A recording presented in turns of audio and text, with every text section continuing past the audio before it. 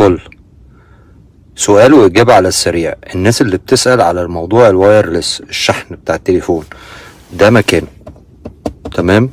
طيب لازم التليفون يبقى مدعم بخاصية الوايرلس. لو التليفون مفيهوش خاصية الوايرلس مش هيشحن.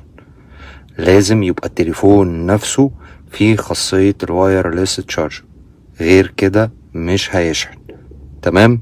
عشان ناس كتير قوي بتقول احنا بنحط التليفون في المكان واللمبة، في لمبة هنا خضرة، كلام جميل، اول ما بيتحط التليفون بتنور لك، معناها كده ان التليفون ده بيشحن على الوايرلس تشارجر. غير كده ممكن يكون التليفون مفيهوش خاصية الوايرلس.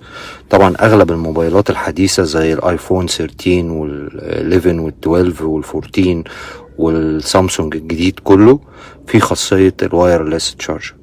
معلومة كده كانت على السريع لازم الناس كلها تعرفها، والكلام ده في كل العربيات، ما بتكلمش على فئة بعينها.